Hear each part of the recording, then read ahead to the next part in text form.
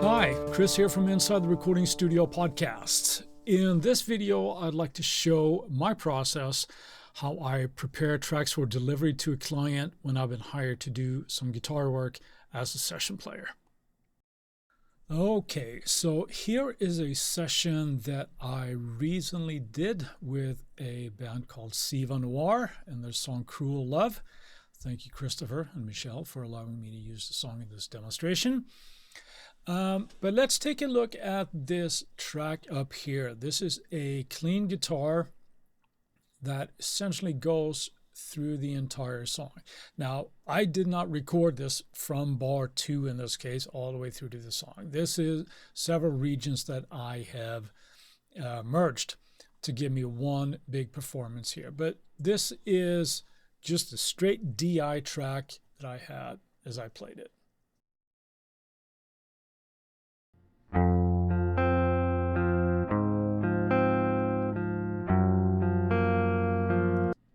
So as you can hear, there's nothing on there, but I did use some amp sims and some processing and ended up with this.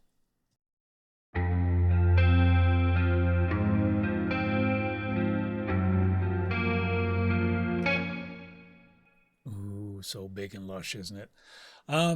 So to make sure that the client doesn't have to worry about having the same kind of plugins that I do a bounce of this with the intended sound, starting from bar 1, going all the way through to the end, and that sounds like this.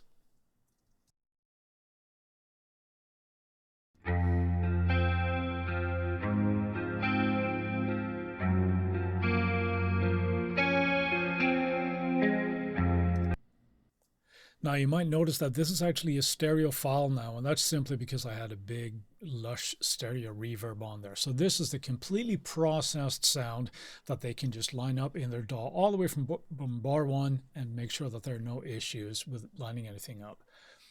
Now, this is a fairly wet track. There's a lot of reverb and effects going on here. So what I also like to do is give the client a dry version without the reverb, so that if that doesn't work in their mix, they have some options. So I've done that on a separate track right here, and that sounds like this.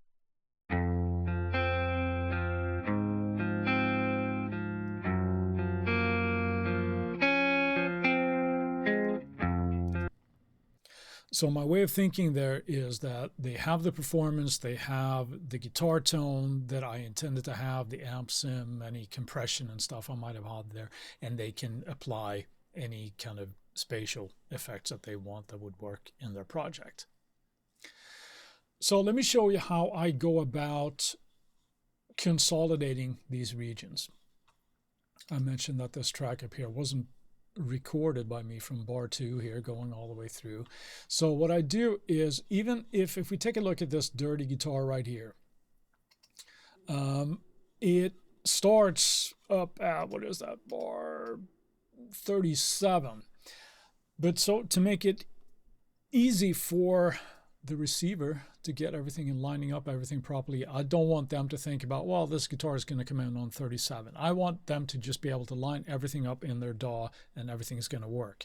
So I have a small region, and again, I just recorded here at bar 1 and have the tracks as they are like this. Now the process that I go through in Logic, I'm sure it's called something else in different DAWs, but what I do is I basically go in and just glue all of these together like this.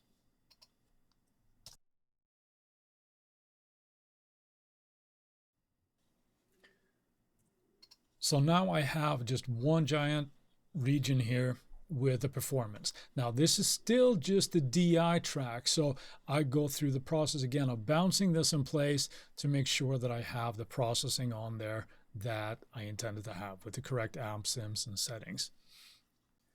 Now I go through the same process here with every track that I record. I like to give the client options whether they need a wet or a dry track, and that can be specifically important, or really important I should say, when it comes to, like I said, the clean part here where I kind of hear a reverb over that, or any kind of lead. There actually is a lead at the end of this song where, again, I give them, let me play that for you real quick and just sound out of context here. Actually, let me hit the backing track here, my reference track. You can hear that as well. So there is a lead at the end of this.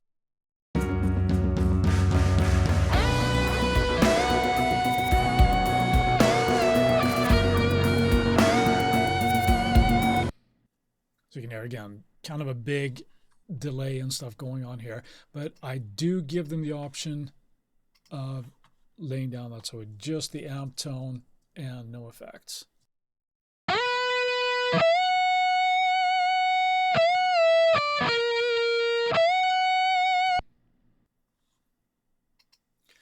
Other things to think about is ending of songs, where there might be just a ride out. And I try to let my tracks ring out for as long as possible. Again, just to give the client options there where they like to do their fades, how quickly they want everything to ring out, if they want it to be longer, if they want it to be shorter. I don't want to, handcuff them by having a ride out that's much too short. So let's do a quick little playthrough here at just the very end of the song. I'm going to have everything ringing out. What do we got? We got another little tremolo guitar. we'll do the wet one. So here's just how we ended up with a backing track and all the guitars that are now ready for delivery.